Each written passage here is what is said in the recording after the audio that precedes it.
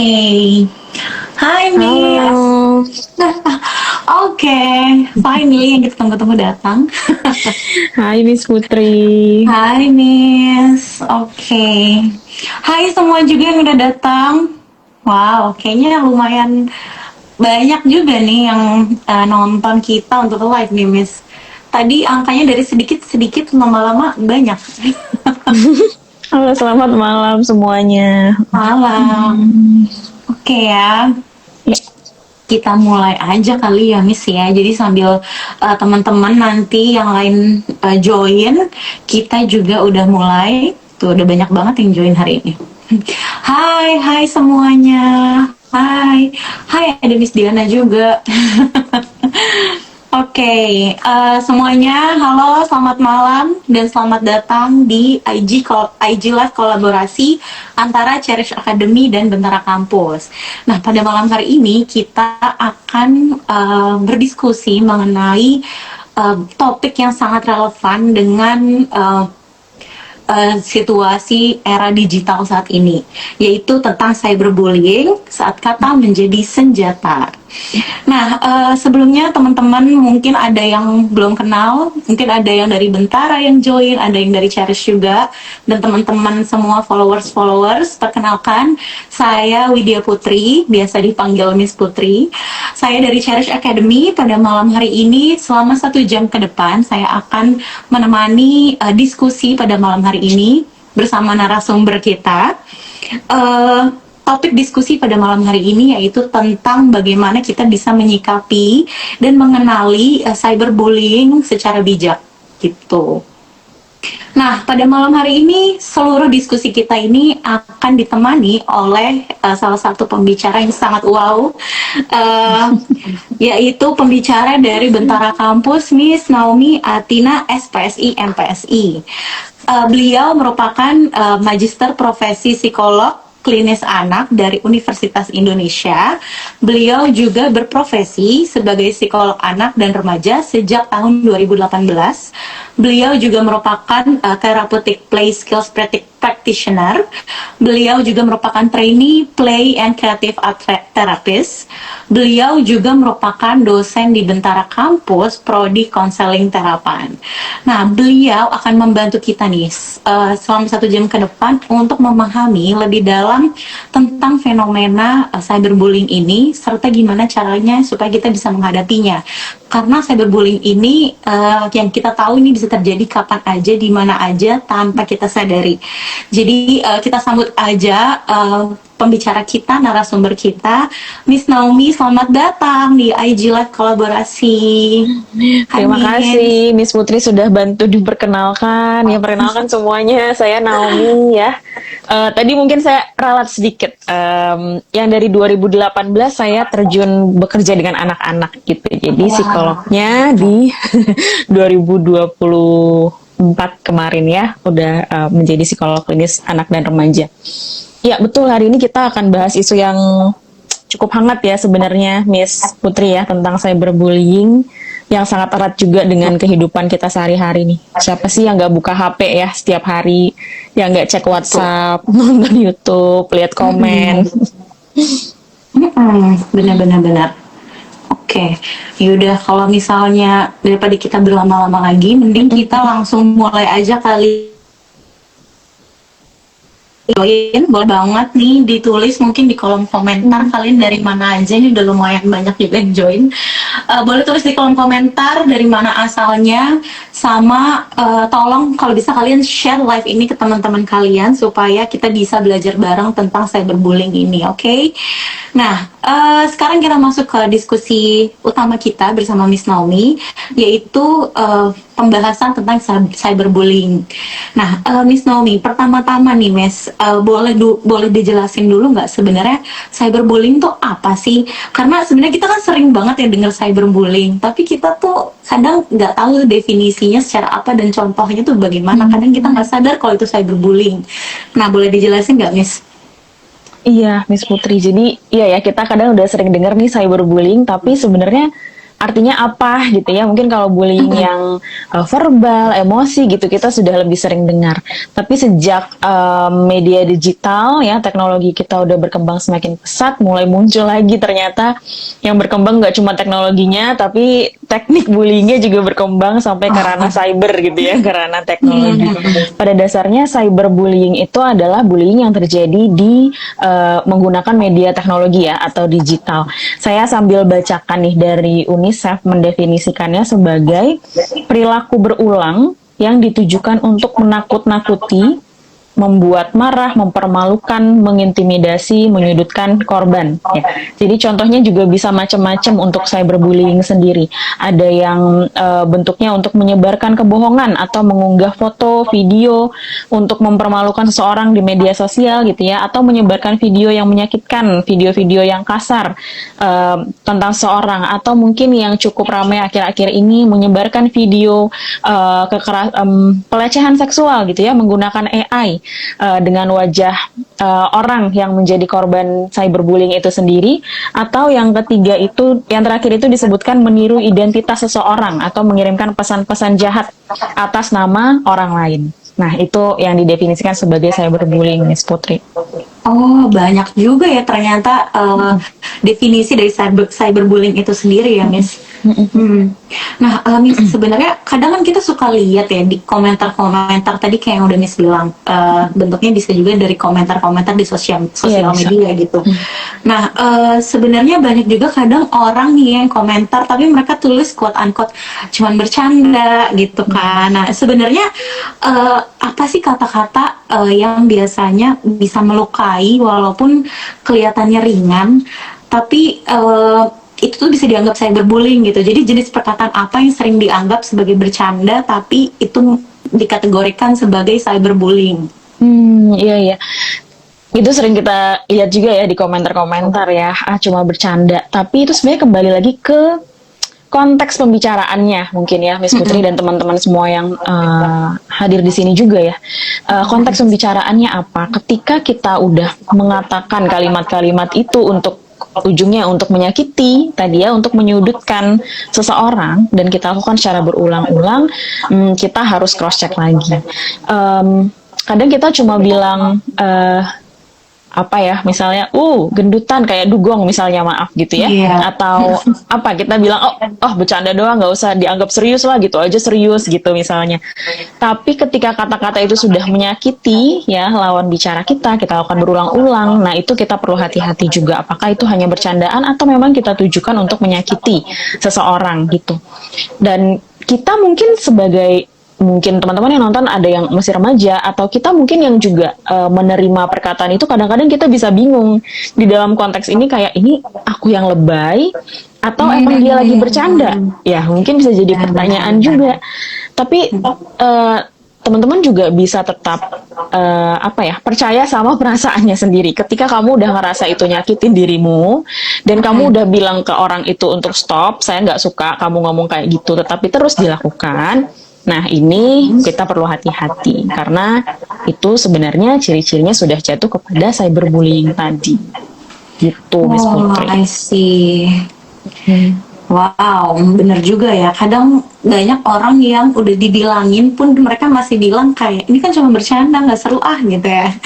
Oke, Miss, sebenarnya aku mau nanya deh, kenapa sih kayak ini tuh sering banget ya terjadi orang-orang yang quote unquote kita anggapnya cyberbullying gitu. Kenapa sih ini tuh sering terjadi, dan kenapa kata-kata yang aku cuma bercanda tuh sering banget dipakai sama orang-orang yang pengen bullying tapi anggapnya kayak ya kan cuma bercanda doang gitu. Itu kenapa ya, Miss? Iya. Ini sebenarnya jadi fenomena yang cukup menarik mungkin ya, Miss Putri. Kenapa sering sekali gitu? Mungkin ya kita hampir selalu, nggak tahu ya, mungkin teman-teman kalau sering baca komen hampir sering ada yang seperti itu. Ini karena kita konteksnya bicara cyberbullying. Mungkin di dunia nyata pun, di dunia yang tidak cyber gitu ya, kita lagi ngobrol sama orang, kita ngumpul sama teman-teman, mungkin aja itu juga terucap itu bercanda aja kok, kayak gitu ya. Sebenarnya kalau ditanya kenapa, bisa saja gitu ya, bisa saja kan ini memang kita sering pakai sebagai dalih ya. Kalau humor itu kan kita sering berdalih di balik bercandaan.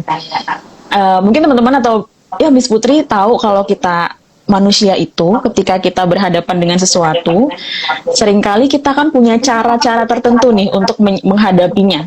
Ada orang yang kadang-kadang kita menghadapi masalah itu dengan kita tekan perasaan kita, pikiran kita, perilaku kita tekan, semua kita tekan. Atau kadang-kadang kita menghadapinya dengan kayak mukulin samsak gitu ya, kita marah-marahin tapi marahinnya boneka kita atau kucing yang dimarahin kayak sambil ngomel-ngomel ke kucing padahal kita marahnya sama orang lain.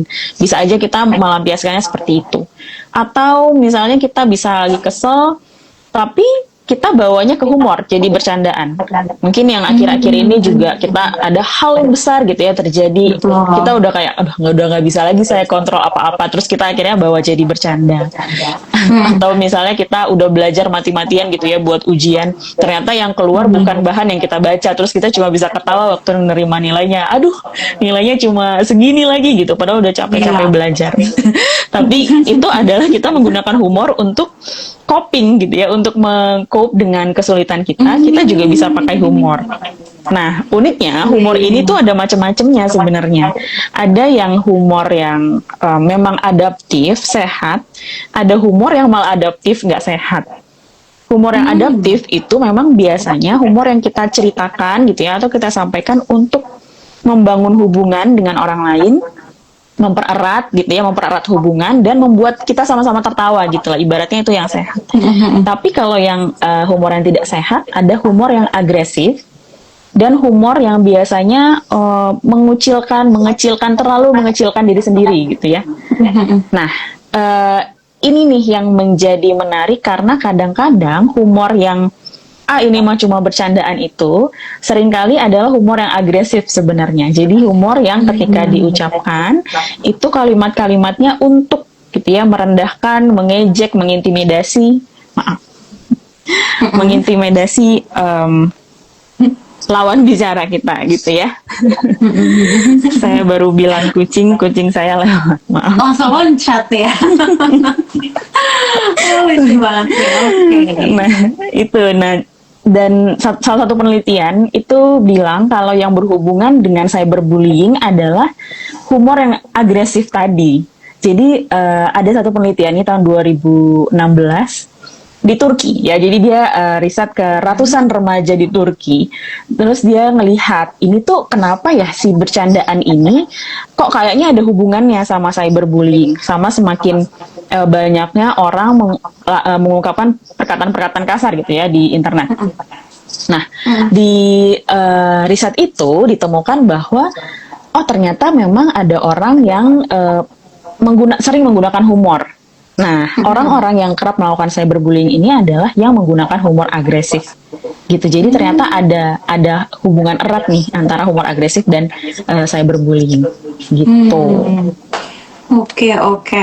Menarik banget ya Miss ya ternyata ya cyberbullying ini. Nah, Miss, aku ada pertanyaan nih. Ini juga lumayan menarik. Banyak orang bilang bahwa yang pernah dibully bisa juga dia menjadi pelaku ya kan. Apakah sebenarnya mungkin cyberbullying ini dilakukan oleh orang yang dulunya atau sebelumnya juga pernah menjadi korban bullying itu sendiri dengan menggunakan humor coping yang tadi Miss sebutkan? Iya. Sangat mungkin sih sebenarnya Miss Putri, walaupun tidak semua ya. Tetapi kalau kita ngelihat ke yang tadi, ada cara-cara agresivitas yang nggak tepat gitu ya dari yang ditunjukkan oleh orang ini. Tadi menarik deh sambil Miss Putri ngomong kayak gini, saya jadi kebayang bahwa sebenarnya yang menjadi korban dalam cyberbullying atau bullying dalam secara umum itu bukan cuma korban yang benar-benar dibully, tetapi juga si pembuli. Bukan bisa jadi dalam arti harafiah bahwa si pembuli dulu adalah korban, atau arti yang kedua adalah sebenarnya si pembuli ini gitu ya, kalau kita sering melakukan bully gitu ke orang lain, sebenarnya ada hal tidak baik yang kita pelihara, yaitu cara mengelola emosi yang nggak tepat. Bayangkan kalau perilaku regulasi emosi seperti ini, regulasi agresi yang seperti ini kita pertahankan sampai nanti dewasa, akan muncul kesulitan-kesulitan baru gitu di masa nanti karena udah jadi pola gitu. Iya, iya, iya. Jadi sebenarnya ini adalah bentuk emosi yang nggak bisa diregulasi dari sebelumnya, sehingga itu makin lama setelah dia dewasa, dia belum bisa untuk bagaimana caranya untuk mengekspresikan gitu loh, untuk mengeluarkan emosi tersebut, sehingga dia mengeluarkannya dalam bentuk bullying itu lagi gitu, bullying yang dulu dia terima gitu. Wow. Wow, oke. Bullying ataupun perilaku-perilaku maladaptif lain ya, yang jadi cara menyelesaikan amarahnya nggak tepat gitu. Wow, iya, iya, iya, sangat ini banget. Ternyata ini bisa jadi chain juga ya, Miss ya. Oke, tadi kita ngomongin tentang korban ya, korban dari pelaku bullying. Nah, sebenarnya apa sih Miss dampak jangka pendek dan jangka panjang untuk korban bullying? Selain salah satunya mungkin dia bisa menjadi pembuli juga, cuman apa sih dampaknya yang akan korban rasakan gitu? Iya, iya, iya. Wah, ini kayaknya bisa banyak banget, apalagi dalam konteks cyberbullying ya, Miss Putri. Cyber ini kan nggak ada ruang, nggak ada ruangnya, nggak ada waktunya juga. Kayak apa yang udah kita taruh nih di cyber, di dunia internet, di dunia maya, itu bisa jejaknya sampai kapan tahu gitu. Jadi bisa aja nanti kita udah umur berapa baru itu diungkit lagi. Nggak ada ruang, nggak ada waktunya. Jadi kalau itu tersebar, bukan tersebar ya, kalau ada cyberbullying terjadi, kebayang nggak perasaan si korban kayak dan ketika kita meletakkan sesuatu di dunia maya ini kan ibaratnya yang ngeliatin nggak cuma orang-orang, nggak cuma 1.000 orang, nggak cuma 2.000 orang, satu dunia rasanya tuh ngeliatin. Jadi kita bisa merasakan perasaan orang ini yang videonya, misalnya video AI disebar atau video-video yang memojokkan dia disebarkan. Rasanya kan terus orang-orang yang tanpa berpikir panjang menaruh komentar-komentar gitu ya, ikut menertawakan atau apapun di dalam kolom komentar, itu kan rasanya kayak pembicaraan nonstop, makian nonstop gitu yang dirasakan oleh korban gitu. Jadi seringkali rasa yang muncul dalam jangka waktu pendek adalah ya itu ya, rasa takut, cemas yang tidak berhenti. Mungkin kadang ada yang sampai dengan sulit tidur. Kalau terjadi pada anak-anak ataupun remaja yang bersekolah, bisa saja rasanya tidak jadi avoidant ya, menghindari pertemuan ke sekolah, menarik diri dan lain sebagainya. Tapi saya rasa ini tuh sesuatu yang kita udah nggak bisa anggap bercandaan lagi ya, Miss Putri. Kayak sudah terlalu banyak kasus-kasus yang terjadi karena yang dipicu oleh bullying. Kasus-kasus kekerasan massa yang di awalnya dipicu oleh bullying, atau kasus-kasus pengakhiran hidup diri sendiri yang juga dipicu oleh bullying. Jadi walaupun kita mungkin sering banyak baca dalih-dalih di balik bercandaan, tapi ya bullying nggak pernah bercandaan ya. Iya, efeknya ke korban itu nggak pernah bercandaan. Benar. Walaupun orang-orang suka bilang ini cuma bercanda, tapi efeknya tuh bisa benar-benar membuat orang tuh secara psikis tuh, secara mental mereka nggak main-main ya. Gitu. Wow. Nah, ini mungkin buat teman-teman yang lagi nonton juga, mungkin kadang kita pernah kali ya mengalami cyberbullying ini tanpa kita sadari, gitu kan. Dan pernah lah ya kan, karena tadi Miss bilang rasanya itu kayak dari perasaan kita sendiri rasanya nggak enak, walaupun kita udah sempat bilang sama orang itu untuk stop gitu. Jadi kita harus percaya sama perasaan kita. Jadi kalau kita nggak suka dengan komentar orang, ya kita harus bilang kita nggak suka gitu. Nah, kadang ini terjadi berkepanjangan gitu. Gimana dan orang itu susah gitu untuk pulih dari ini. Jadi kalau misalnya kita atau teman-teman kita atau teman-teman yang nonton juga ini menjadi korban bullying gitu. Gimana sih caranya supaya kita bisa nggak terus-terus terpuruk gitu ketika kita menjadi salah satu korban bullying gitu. Ini gimana ya, kalau teman-teman ada yang pernah merasakan ini, mungkin emang rasanya, bukan emang ya, ya saya rasa pasti sangat tidak nyaman ya ketika itu dilontarkan ke kita. Mungkin muncul pertanyaan juga ya, kayak apa iya aku sejelek itu, apa iya aku sebodoh itu, apa iya ya aku seperti yang apa yang mereka katakan gitu ya. Kadang mungkin jadi ada timbangan yang nggak pasti nih di dalam diri kita. Tapi musuh terbesar dari bully adalah apa ya? Kekuatan terbesar menghadapi bully adalah bully itu nggak bisa didiemin. Jadi harus diungkapkan. Ketika itu terjadi, kita harus mengungkapkan. Nah, pada siapa kita bisa mengungkapkannya, gitu ya? Pertama, kita bisa stand up langsung kepada yang membuli. Ya, kita bisa langsung sampaikan bahwa kita tidak suka gitu ya dengan kata-katanya. Yang kedua, teman-teman bisa menghubungi atau berbicara langsung kepada orang yang bisa dipercaya. Apakah orang tua, apakah kalau di sini ada masih bersekolah ya, baik bisa kepada school counselor atau kepada guru di sekolah ya, yang bisa menjadi ya orang dewasa yang kita bisa share ke mereka dengan aman. Kalau dalam konteks cyberbullying sendiri, yang paling yang kita harus selalu rekam. Maksudnya ketika itu terjadi, kita boleh ambil evidence. Kalau itu terjadi, kita capture, kita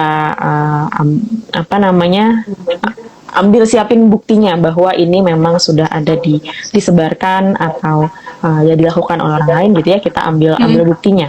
Nah, ini yang nanti akan bisa menjadi pegangan kita ketika melaporkan kepada pihak-pihak berwajib lainnya. Atau kalau di dalam dunia digital sekarang sudah ada report ya, biasanya sudah ada pilihan report. Nah, itu bisa di-report. Kalau terjadinya memang nggak selamanya di media digital kayak Instagram gini ya, Miss. Kadang malah yang saya baca-baca juga sering lebih banyak terjadi di game. Jadi misalnya sambil main game, role play atau apa, nah bullying, cyberbullying juga bisa terjadi lewat sana atau di forum-forum lainnya. Nah, ini juga harus kita perhatikan gitu ya. Jadi kalau memang itu sifatnya sudah cyberbully ya, yang tadi disampaikan berulang terus menerus menyakiti, itu kita bisa ambil rekam jejaknya, kita bisa report gitu.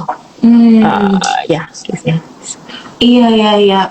Bener juga sih, bahkan mungkin cyberbullying di game atau di tempat-tempat sosial media yang bahkan mereka bisa menutupi identitas mereka, itu akan sangat lebih besar ya dampaknya untuk korban gitu. Nah, ini kebetulan Miss, jadi ini juga banyak, tadi aku lihat banyak murid-murid Cherish juga yang join di live ini. Jadi teman-teman siswa Cherish yang nonton, ini bisa banget untuk kalian praktekkan kalau misalnya kalian merasa, jangan pernah kalian merasa perasaan kalian tuh salah ketika teman-teman itu berkomentar hal-hal atau memalukan kalian di sosial media. Kalian yang pertama dan yang paling utama, kekuatan terbesarnya adalah kalian harus mengungkapkan perasaan tersebut gitu. Jadi jangan pernah malah tambah merasa insecure, tapi kalian juga harus berani untuk mengungkapkan perasaan kalian gitu.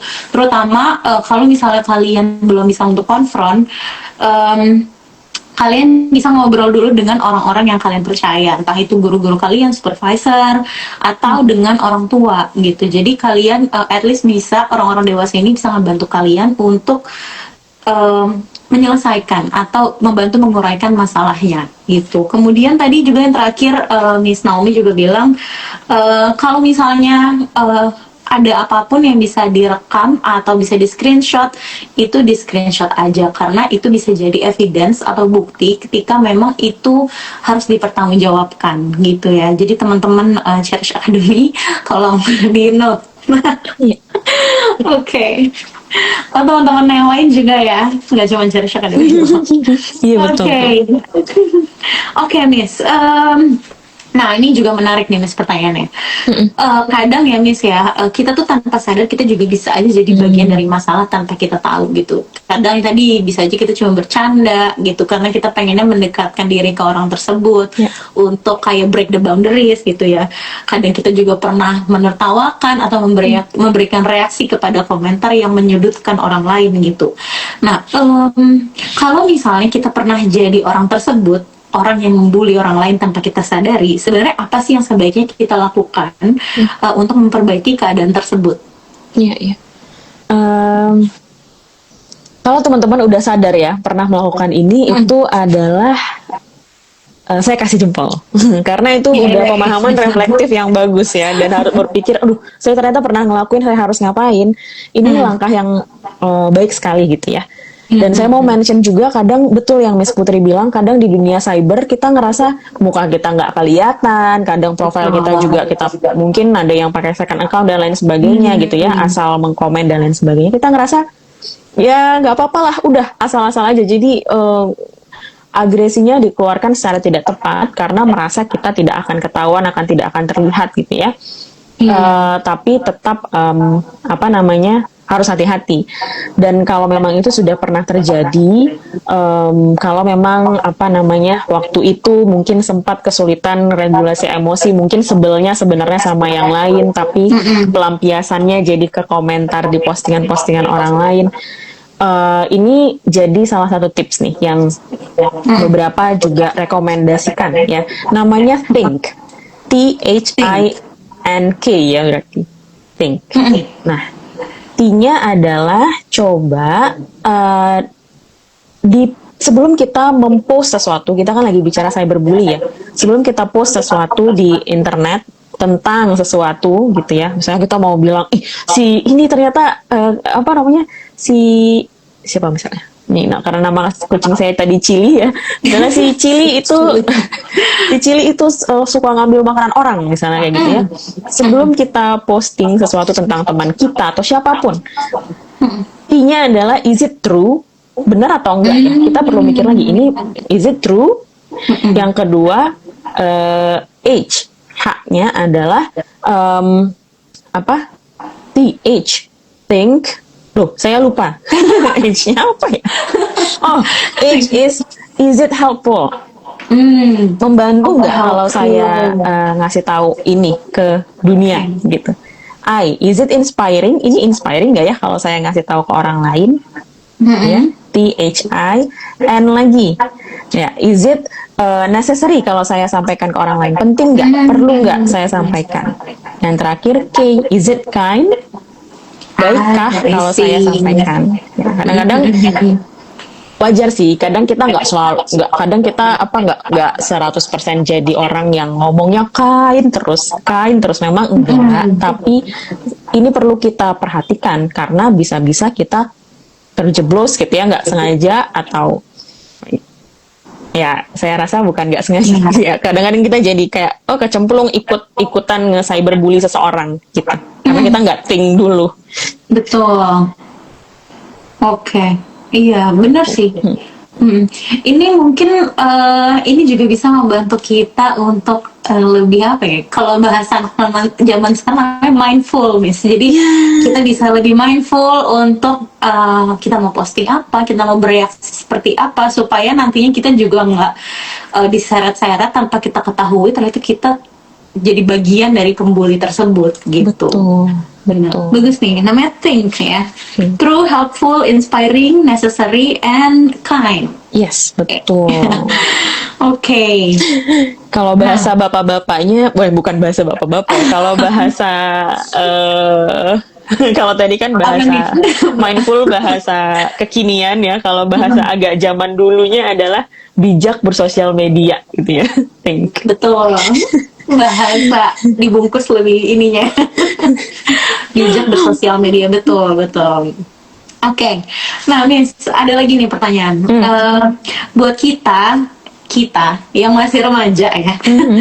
Jadi kita merasa kadang dunia digital itu tuh kayak pedang bermata dua ya kan. Jadi kadang itu bisa jadi tempat kita berekspresi, kadang itu juga bisa jadi tempat melukai gitu lah ya, melukai orang dan lain-lain gitu. Gimana sih caranya supaya kita bisa lebih peka dan hati-hati supaya dalam bercanda, terutama di sosial media gitu. Iya, gimana caranya supaya lebih berhati-hati ya. Tadi yang pertama, think tadi itu bisa jadi Iya, salah betul. satu solusi. Is it true ya? Is it apa namanya, helpful, inspiring, ya kan, necessary, kind, bisa terus dipertimbangkan gitu sebelum kita berbicara atau posting apapun. Yang kedua adalah melihat lingkungan ya, teman-teman. Jadi kita perlu lihat lingkungannya. Nggak semua orang itu bisa, kalau tadi kita banyak berdalih dengan bercanda, nggak semua orang bisa nerima bercandaan dengan cara tertentu gitu ya, dengan cara kita. Kalau kita terbiasa misalnya, jadi ini mungkin saya sedikit bahas riset lagi ya. Salah satu riset lagi, dia kan tadi udah ketemu nih di riset sebelumnya bahwa ternyata humor yang agresif itu berkaitan nih sama perilaku cyberbullying. Orang yang terbiasa humornya memang agresif jadi cenderung jadi cyberbully gitu. Yang kedua, risetnya mau lihat, loh tapi kok bisa ya orang itu ketika dia humor agresif kok malah jadi cyberbully, gimana ceritanya kok bisa kayak gitu. Ternyata dia menemukan bahwa humor agresif ini akan cenderung menjadi cyberbully ketika tempatnya nggak tepat. Contoh, ada lingkungan-lingkungan yang memang biasa misalnya ya ngomongnya agak ceplos-ceplos gitu misalkan, atau humornya lumayan zaman sekarang bahasanya ya dark humor ya, dark gitu. Iya. Ada yang emang Dark humornya humor, agak black dark. humor. Iya. Tapi ada juga yang tidak seperti itu. Nah, ketika kita jadi harus pinter-pinter baca lingkungan, baca situasi juga. Kalau memang tempatnya bukan seperti itu, ya kita harus tahu, oke, gimana dong caranya bercandaan sama mereka. Jadi kita fokus kepada bercandaan yang bisa tadi ya, sehat, mempererat hubungan antar satu sama lain.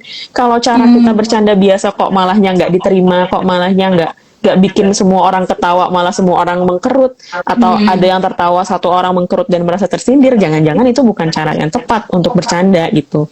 Dan kita harus cari referensi lain lah gitu ya, bercandanya gimana, dengan cara apa. Mungkin itu menjadi cara yang lebih tepat. Kita perlu mengembangkan juga empati dan toleransi kita gitu ya sama orang-orang di sekitar kita.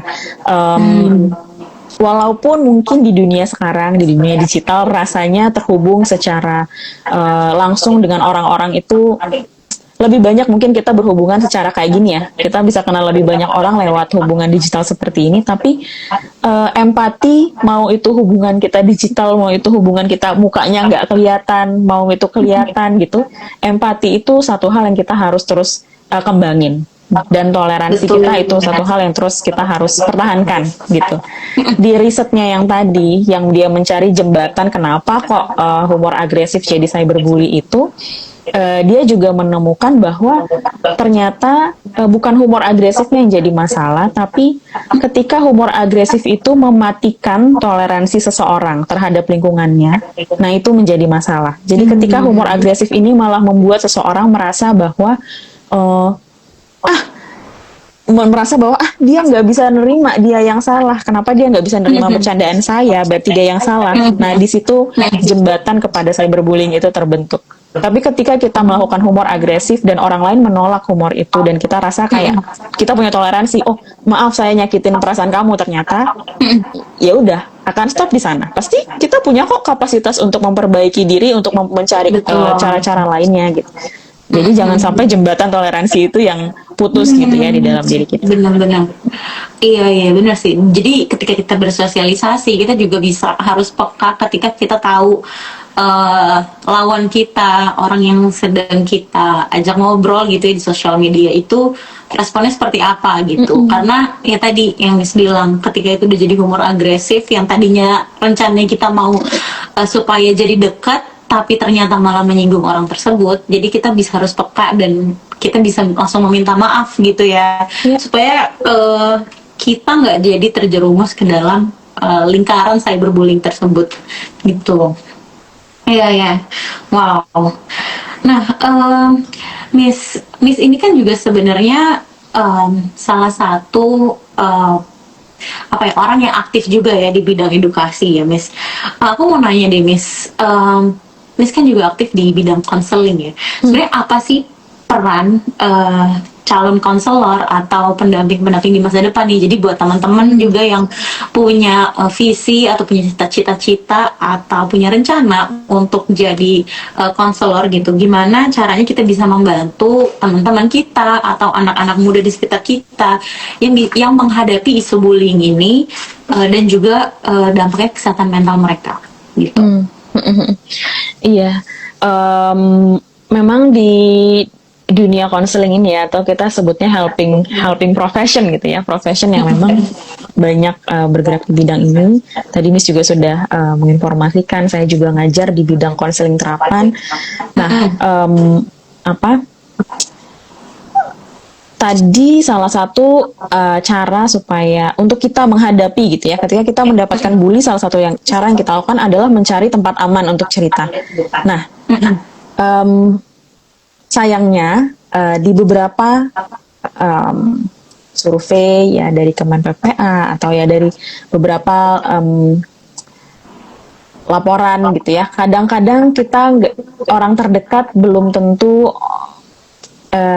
kadang-kadang kita punya hambatan gitu ya untuk ngomong ke orang terdekat sekalipun.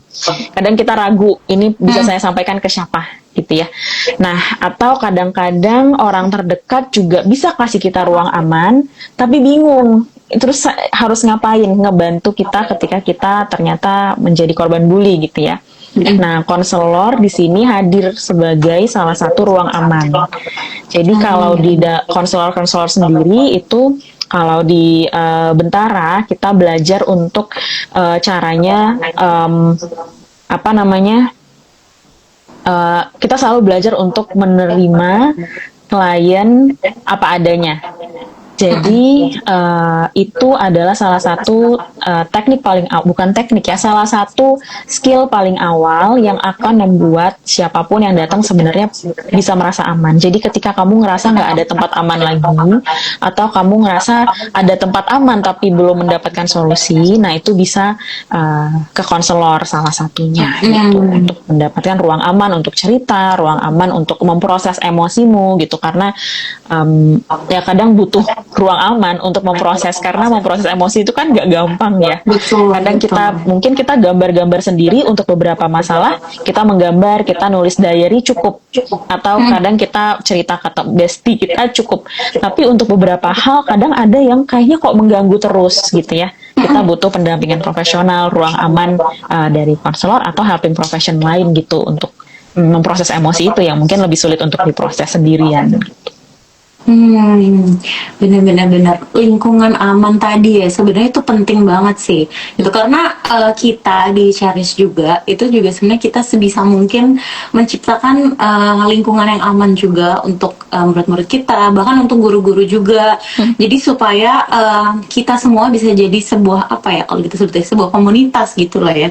Komunitas yang bisa ngedukung setiap orang yang ada di dalamnya itu untuk berkembang, termasuk juga Bentara dengan visinya untuk menciptakan lingkungan yang aman, bahkan menciptakan konselor-konselor muda lainnya nantinya yang bisa membantu untuk mengatasi teman-teman yang menjadi korban dari cyberbullying ini sendiri gitu ya.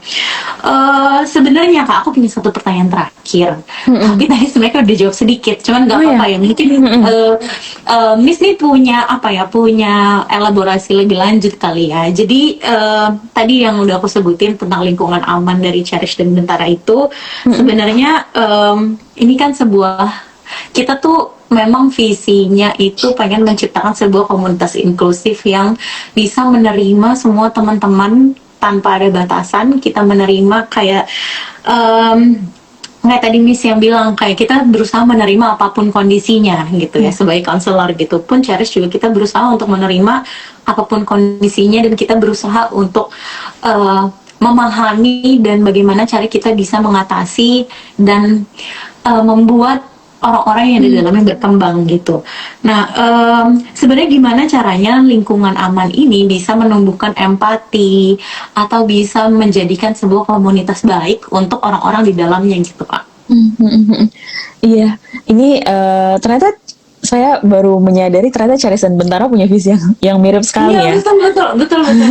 Ini sih bilang itu aku kayak wah ini Charis. Iya, visi Bentara juga adalah inclusive world for every child ya. Jadi kita Oh juga yes. inklusivitas dan em, ini pertanyaan yang menarik karena seringkali kita nggak suka hal yang kita nggak kenal ya. Kita merasa ya kita menghindari hal-hal yang kita nggak suka, hal yang kita nggak yang itu jadi menakutkan gitu. Kadang buat kita terasa mengancam. Nah, kalau teman-teman lihat dunia yang inklusi itu harusnya kan setiap perbedaan kita bisa hidup dengan segala macam perbedaan, nggak ada yang lebih, nggak ada yang kurang, semuanya tuh bisa inklusif gitu dunianya. Nah, ketika dunia lebih inklusif, saya rasa di situ dimana empati kita tuh sangat bertumbuh ya sebetulnya. Misalnya kita ngelihat, kita bisa melihat, kita ngelihat orang lain di sebelah kita nggak bisa melihat, tapi ya kita tetap bisa menerima itu gitu. Kita bisa berempati, kita bisa hidup bersama-sama dengan itu. Nah itu juga akan menumbuhkan empati dan toleransi sih saya rasa. Tapi di dalam dunia yang kita terus secluded gitu ya, gimana kayak selalu terpisah antara yang bisa dan yang tidak bisa gitu. Kita memandangnya seperti itu, pasti kita akan sulit berempati ya ke hal-hal yang kita juga nggak kenal seperti apa, kita juga nggak tahu perasaannya seperti apa, dan kita nggak mau tahu. Nah, akan sangat sulit kita berempati. Tapi kalau kita hidup di dunia inklusi, kita tahu, oh ternyata kalau tunanetra itu seperti ini, oh ternyata kalau orang dengan neurodivergent itu kayak gini, ternyata yang berbeda begini-begini bisa dibantu dengan ini gitu. Oh ternyata kita tetap bisa bergaul bersama. Ya itu kan kita punya pengetahuan akan satu sama lain dan akhirnya punya toleransi, punya empati yang besar juga terhadap satu sama lain gitu sih, Miss Putri. Setuju banget sih Miss. Aku juga ini banget karena aku juga pun belajar tentang inklusi lebih dalam lagi bareng sama Cherish ya. Aku merasa itu yang aku lihat dari siswa-siswa yang ada di dalam Cherish gitu. Gimana caranya mereka tuh bisa saling berteman satu sama lain, bahkan anak-anak yang regulernya bisa saling membantu untuk berteman dengan teman-teman yang kita kategorikan sebagai special need ini. Walaupun sebenarnya dari kami sendiri, kami merasa setiap anak itu, setiap individu itu unik. Setiap individu itu punya keunikan masing-masing. Orang-orang yang kita anggap normal juga kayak pasti mereka punya kelebihan dan kekurangannya mereka gitu. Jadi anak-anak ini sebenarnya nggak akan tahu kalau dari kita sendiri tuh nggak mengklasifikasi mereka gitu. Kita gabungin mereka di sebuah satu lingkungan yang sama dengan dengan perlakuan yang sama, mereka tidak akan merasa orang ini beda dengan kita. Itu juga akan meminimalisir dan meminimalisir mereka adanya pembulian di dalam komunitas tersebut dan meningkatkan empatinya gitu. Sebenarnya aku ada satu intermezzo sedikit sih, Miss. Yes. Ada salah satu murid Cherish waktu itu. Kita sempat tanya kayak kenapa sih kok kamu kan tahu teman-teman kamu anak-anak special need. Ini kita nanya ke anak yang reguler. Terus dia bilang kayak ya because they're my friend. Ya kenapa aku harus nggak mau main sama dia gitu, orang dia temen aku gitu. Jadi sebenarnya basically ketika kita punya sebuah komunitas, kita punya sebuah lingkungan yang aman tersebut, yang punya empati, yang bisa saling memahami lah satu sama lain gitu, itu sebenarnya bisa terjadi gitu. Jadi jadi kita sebagai orang-orang dewasa mungkin yang ada di dalam komunitas tersebut, kita memfasilitasi mereka dan memperlakukan mereka dengan hal yang sama gitu. Jangan sampai karena kita yang membedakan mereka sehingga anak-anak yang tadinya sebenarnya merasa itu teman kita, tapi karena orang dewasanya memperlakukannya beda, iya saya juga memperlakukannya beda gitu. Jadi how kita merasa sebenarnya komunitas inklusi itu perlu banyak dukungan dari semua orang sih. Iya, dan setuju banget. Aku lumayan senang banget ada Bentara dan yayasannya Bentara semuanya yang bisa ngebantu teman-teman yang special need, bahkan teman-teman yang reguler pun juga sebenarnya bisa untuk nyari konseling dan lain-lain gitu. Jadi jangan pernah merasa kalau kalian itu kekurangan, atau jangan pernah merasa kalau misalnya kalian itu apa ya, insecure gitu lah. Kalian jangan pernah merasa insecure karena sebenarnya setiap orang itu spesial, setiap orang punya keunikannya masing-masing gitu. Iya nggak, Miss? Betul, saya hangat sekali tadi dengar ceritanya Miss Putri Betul. tentang anak itu ya. Segitu apa namanya pure-nya ya sebenarnya hati anak-anak ya.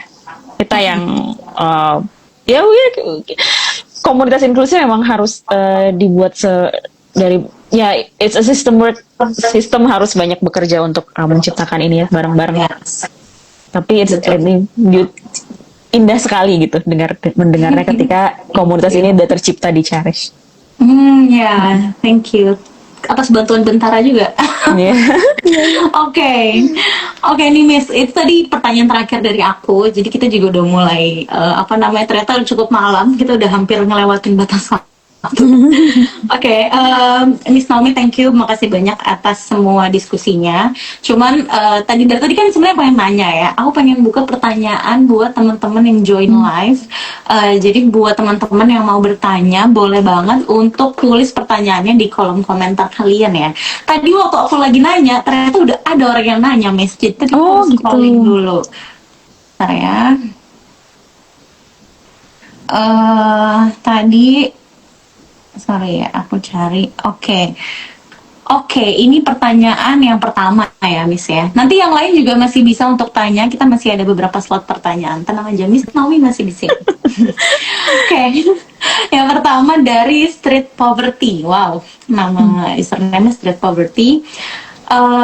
Dia ingin bertanya dalam konteks kebebasan berekspresi di dunia digital, di mana batas antara kritik tajam dan cyberbullying yang seharusnya ditetapkan, dan siapa yang berhak menentukan batas tersebut gitu. Jadi batas antara kritik tajam dan cyberbullying gitu, dan siapa yang berhak untuk menentukan boundary tersebut gitu. Ya, pertanyaannya menarik sekali ya dari street poverty ini ya. Iya ya.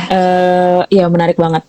Kalau mungkin saya bisa informasikan ya terkait lagi kepada definisi dari keduanya mungkin ya, Miss. Kalau misalnya kita udah kategorisasikan dengan cyberbullying ya, kita balik lagi tadi untuk dilakukan secara berulang-ulang ya. Tujuannya juga untuk menakut-nakuti, untuk mempermalukan, untuk menyudutkan korban gitu.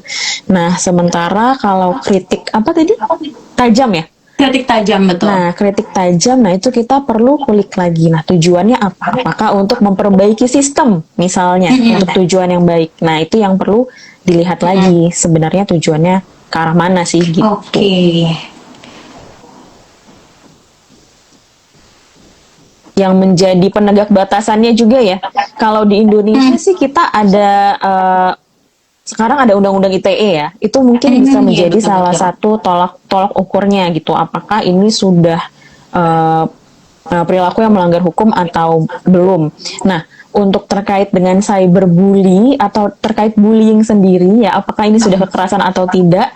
Saya belum tahu betul nih di dalam undang-undang kita apakah sudah tercantum gitu ya atau tidak gitu. Tapi yang bisa menjadi tolak ukurnya sebenarnya kita bisa kalau secara sistem besar ya, sistem nasional ya, kita bisa merujuk kepada undang-undang ITE sih saya rasa. Oke. Jadi batasannya itu dan garis gitulah ya antara kritik tajam dengan cyberbullying tersebut. Kalau secara undang-undang yang tertulisnya itu mungkin ada di UU ITE gitu ya. Oke, ini tadi ada pertanyaan yang tulis di memang kolom pertanyaan ya dari Olga Kristianti. Kayaknya ini salah satu guru. Cheers. Halo Miss. Oke, halo Miss Olga. Aku ini pertanyaannya lumayan oke sih. Jadi, hai Miss, mau tanya dong, gimana kalau ada salah satu anak yang memang sensitif. Jadi ada anak yang memang kadang perasaannya sangat sensitif ya Miss. Padahal misalnya temannya ini nggak bermaksud untuk membuli secara verbal, seperti penyindir gitu. Tapi sebagai guru, gimana cara yang bisa kita lakukan agar anak ini tidak selalu merasa menjadi korban, karena perasaannya kan sangat sensitif gitu. Ini kadang-kadang jadi tricky juga ya Miss Olga, ketika anak ada perasaannya cukup sensitif. Maka sebenarnya penanganan terhadap bullying ini, verbal kah, cyber kah, dan lain sebagainya itu perlu dari banyak pihak sih. Ini poin yang bagus dari Miss Olga karena ngingetin kita juga hal ini ya. Ini tuh butuh peran dari berbagai pihak, dari orang tua, dari perkembangan anak itu sendiri, dari guru. Kalau kita dari sisi guru, sebenarnya mungkin ya kita bisa terus mendampingi anak. Jadi ketika itu terjadi, perlu buat kita sebagai guru atau orang dewasa di sekitar anak atau kita sebagai orang tua pun untuk menanyakan dan memvalidasi kejadiannya seperti apa. Nah, itu kan penting juga. Oke. Jangan sampai gitu kan, jangan sampai karena anak cukup sensitif yang kadang-kadang kita ngerasa oh ini hal-hal kecil aja dia selalu laporin, sehingga ketika ada laporan-laporan lain kita sering anggap lalu. Mungkin perlu juga untuk kita selalu cross check gitu apakah kebenarannya. Lalu yang kedua, bantu anak untuk melihat kembali gitu ya situasi itu.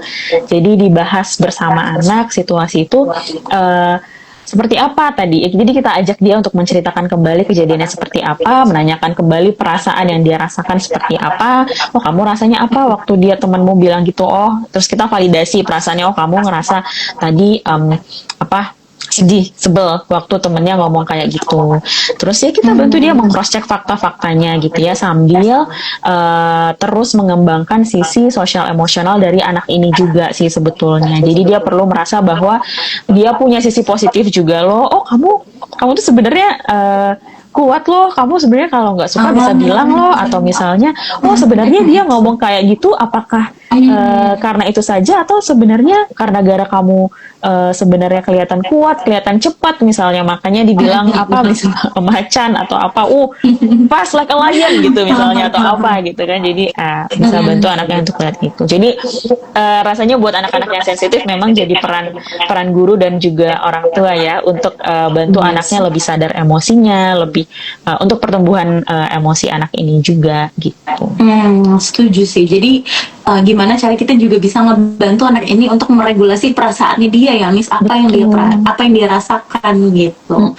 Iya sih. Jadi nggak harus semua hal, apalagi anak-anak yang misalnya memang perasaannya kan ada yang soft gitu ya. Kita nggak harus selalu ngejudge kayak enggak ini pasti perasaan kamu salah gitu. Tapi kita bisa untuk memvalidasi dulu. Kita bisa untuk membantu mereka untuk menyadari dan meregulasi dan menguraikan nih sebenarnya complicated perasaan apa yang dirasakan gitu. Iya benar, sebenarnya complicated ya. Apa? Jangan-jangan bukan itu kan? Jangan-jangan yang masalah bukan itu, tapi yang sebelum-sebelumnya yang minggu lalu. Sarapan pagi ini ya nggak tahu kan apa bisa ya. Jadi karena dia juga kurang tidur dan lain-lain gitu ya. Terjawab ya Miss Olga ya.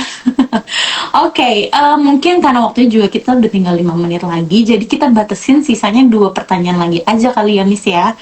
Ini dari Susanto Yuszerli sama nanti dari Cherishian 2021. Oke. Dari Susanto Yuszerli dulu nih. Gimana cara mengantisipasi untuk yang pembuli itu merasa tidak ada yang salah dan tidak ada jerahnya walaupun udah dikasih sanksi dalam bentuk didenda.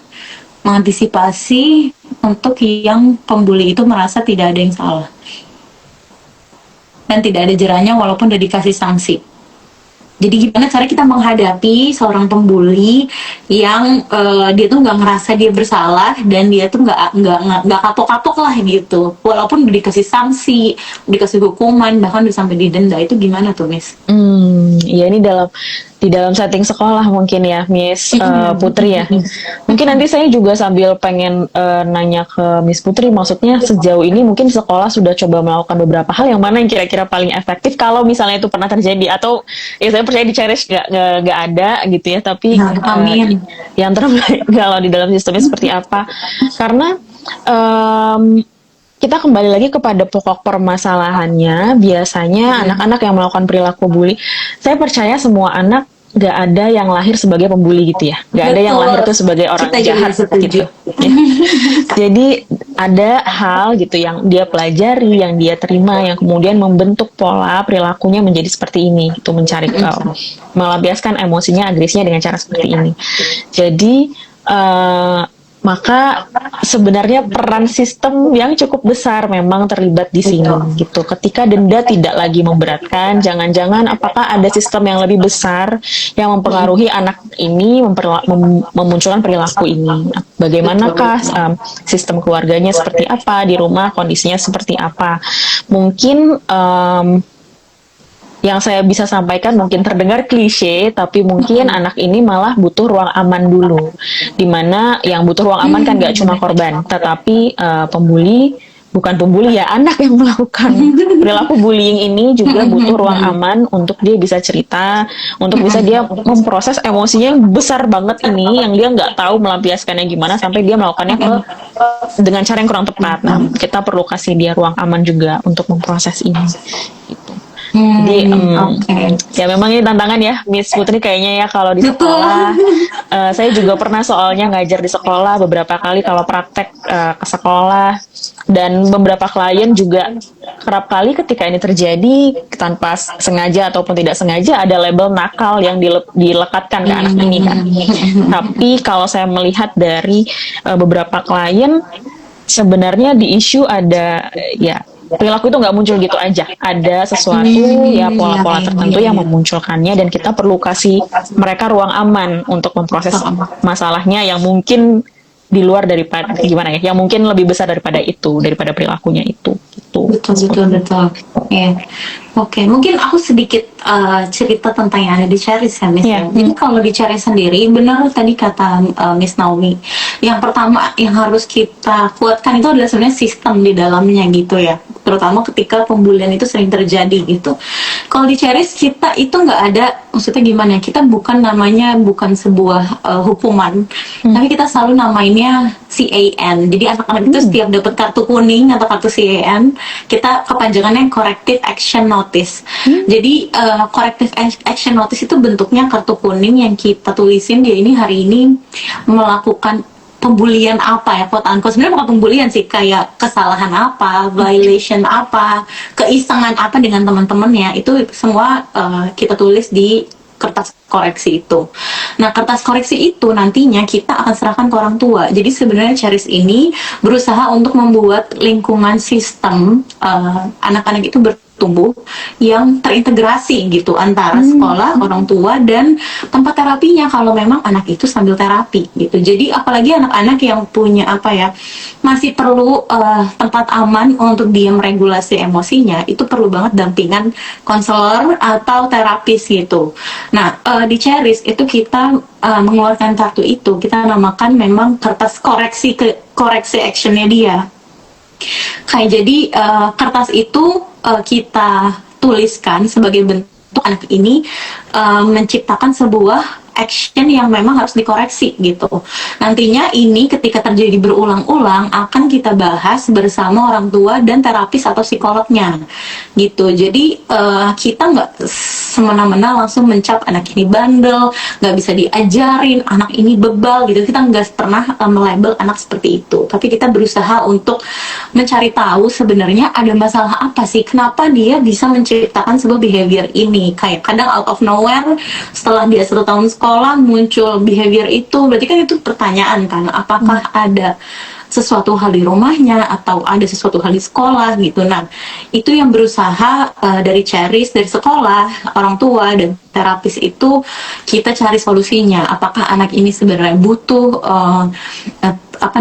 konseling tambahan gitu. Jadi atau sebenarnya kita dari sekolah juga sebenarnya ada yang harus dikoreksi gitu. Jadi kita semua sama-sama merefleksikan dan menciptakan lingkungan bertumbuh dan lingkungan yang aman untuk anak-anak itu bisa meregulasi behaviornya dia. Benar tadi kata Miss. Jadi kita semua tuh kita merasa anak-anak itu sebenarnya nggak ada yang bandel gitu.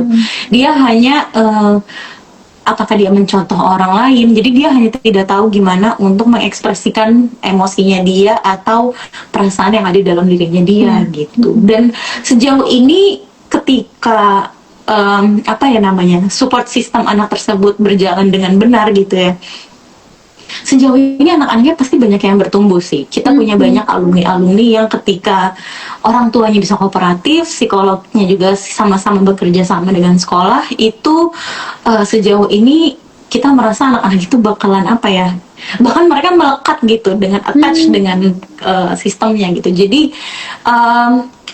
itu sih benar sih kata Miss, sistem tadi ya gitu. Iya, iya, iya, iya. Betul, betul, betul. Bagus sekali. Anak juga jadi muncul tanggung jawab ya dengan Betul. kartu kuning tadi juga ada tanggung jawab. Dan tadi juga sebenarnya masalah ini bukan hanya bisa jadi di sistem sesuatu yang terjadi sehingga muncul perilaku tertentu di tahun kesekian tadi misalnya, atau mungkin ada kebutuhan sensori yang baru muncul. Kadang-kadang kan bisa jadi Betul. seperti itu ya Miss, atau Benar. ya kebutuhan psikologis lainnya yang ternyata muncul gitu di usia-usia tertentu yang anak ini sulit untuk meregulasinya gitu. Betul betul. Iya. Oke. Tadi terjawab ya ini Bapak atau Ibu Susanto Yuserli. Oke. Miss, satu pertanyaan lagi boleh? Oke, boleh. Oke, satu lagi ya. Habis itu kita tutup buat teman-teman yang masih punya pertanyaan yang belum terjawab. Mungkin nanti bisa komen di kolom komen. Nanti dari tim Charis dan tim Bentara bakalan forward komennya, nanti bisa Miss Naomi balas di kolom komen tersebut gitu ya.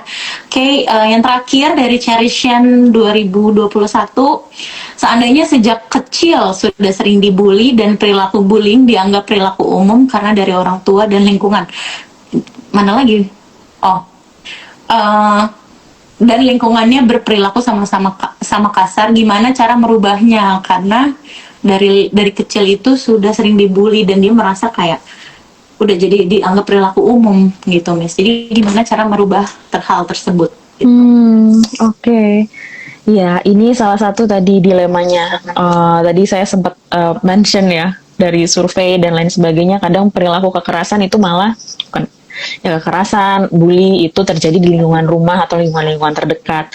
Jadi ya ini dari salah satu pertanyaan jadi semakin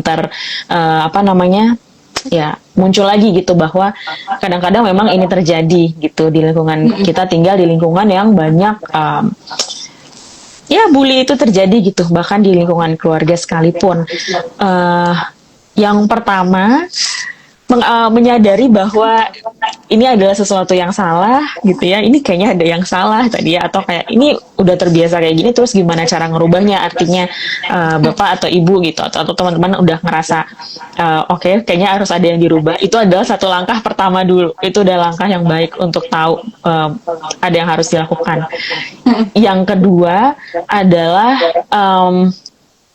ini ya, kita perlu mengembangkan, mungkin saya akan kembali lagi kepada pembicaraan kita awal, kita perlu mengembangkan empati, toleransi, tahu lingkungannya seperti apa, dan think tadi ya, yang THINK tadi itu perlu kita pertimbangkan sebelum kita bertutur kata kepada orang lain. Karena Bapak Ibu, teman-teman gitu ya, ketika pun menjadi korban, tahu rasanya seperti apa dan tahu bahwa itu bukan cara yang tepat. Maka kita perlu secara sadar ya, mindful tadi katanya Miss Putri, perlu secara mindful menyadari action kita selanjutnya gitu. Jangan sampai kita mengulangi pola yang sama, karena kita tahu betul bahwa itu bukan cara yang tepat. Jadi kita perlu mencari cara yang lebih baik. Kalau karena hal-hal yang terjadi di masa lalu itu, terus kita jadinya kayak kesulitan banget untuk merubah perilaku, atau ada rasa tidak nyaman yang berkelanjutan, atau kecemasan yang berkelanjutan, atau jadi sering ngebandingin diri kita sama orang lain terus karena dulu misalnya banyak verbal bully yang terkait pembanding-bandingan gitu ya. Ya saya dorong gitu ya, ketika ini sudah terjadi berkelanjutan, saya dorong untuk mencari ruang aman memproses emosi ini juga sih, Miss gitu. Karena ya nggak gampang. Kalau saya dengar dari pertanyaannya tadi kan juga rasanya ya kita dengarnya aja kayak dari kecil ya, dari kecil gitu ya, dan lingkungannya semuanya seperti itu ya, mungkin gak gampang juga untuk proses emosinya. Jadi mungkin ini saatnya untuk mulai memproses emosinya di ruang yang aman juga. Betul.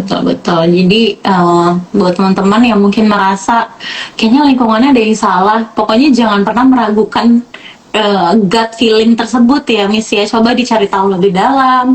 Kalau misalnya memang butuh tempat ngobrol, coba dicari ruang amannya, dicari orang-orang yang bisa dipercaya untuk bisa ngobrol tadi kayak yang Miss Naomi bilang.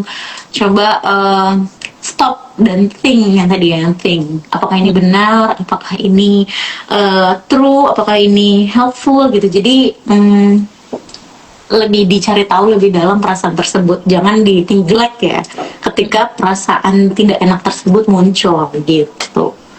Oke. Tunggu terakhir ini tadi Pak Susanto nanya CNA itu apa? Sorry Pak, itu CAN. Jadi kita namanya Corrective Action Notice atau CAN gitu. Kita bentuknya kartu kuning. Setiap anak-anak dapat itu mereka biasanya langsung, karena ada konsekuensinya biasanya nih, konsekuensi untuk memperbaiki behavior tersebut. Biasanya anak-anak nggak suka konsekuensi. Jadi mereka menghindari kartu kuning tersebut. Oke. Oke, seru banget, Miss. Wow, nggak berasa banget kita lewat waktunya. Iya, Oke. seru-seru. Bener-bener nggak berasa banget ya. Sekarang kita udah lewat waktunya. Mungkin tadi pertanyaan terakhir, Miss Naomi, thank you so much udah menyempatkan waktunya kita berdiskusi selama 1 jam ini. Teman-teman yang join juga sepertinya lumayan engage nih dengan obrolan kita tentang cyberbullying ini, karena cyberbullying ini kan bisa terjadi kapan aja tadi ya, dan kadang kita juga nggak sadarin kalau sebenarnya kita juga bisa aja kita juga pelaku gitu. Jadi tadi Miss Naomi kasih banyak banget insight-insight bahkan dari riset-riset yang udah Miss Naomi kasih ke kita gitu, gimana cara kita menghadapi, gimana caranya kita bisa menyadari dan segera untuk keluar dari lingkaran cyberbullying tersebut gitu. Nah, cuman aku sedikit aja sih, jadi yang terpenting itu gimana caranya kita bisa bersikap dan terutama kita bisa menciptakan lingkungan yang penuh dengan empati gitu lah ya. Gimana cara kita bisa meningkatkan empati dan mencari lingkungan yang aman ketika kita merasa perasaan kita itu mulai merasakan tidak enak gitu ketika ada teman yang berkomentar di sosial media dan lain-lain gitu. Jadi thank you so much buat teman-teman yang baru join, nggak apa-apa banget karena nanti IG Live ini bakalan kita simpan di akun Instagram Cherish dan Bentara. Jadi tunggu aja, akan segera kita post juga. Jangan lupa juga untuk follow akun cherishacademy.id dan Bentara Kampus untuk konten-konten positif lainnya, karena Bentara Kampus ini visinya untuk mengedukasi tentang psikologi anak, tentang tentang komunitas inklusif. Itu sangat-sangat bagus. Jadi teman-teman jangan lupa follow Cherish Academy dan Bentara Kampus. Semuanya thank you so much yang udah join. Miss Naomi, makasih banyak atas semua insight-nya. Saya juga Thank you, banyak Miss belajar Putri. dari 1 jam ini. Saya merasa 1 SKS kayaknya. Thank you so much, Miss. Semoga kita ke depannya bisa terus berkolaborasi ya, karena ini seru banget sih. Gitu. Oke, Miss. Makasih banyak teman-teman yang udah join juga. Thank you. Aku mau mengakhiri live ini. Buat yang masih punya pertanyaan, nanti bisa di komen di IG Live yang kita simpan. Oke, thank you Terima semuanya. Selamat kasih malam. semuanya. Selamat malam. Thank you, Miss Putri. Iya, thank you semuanya.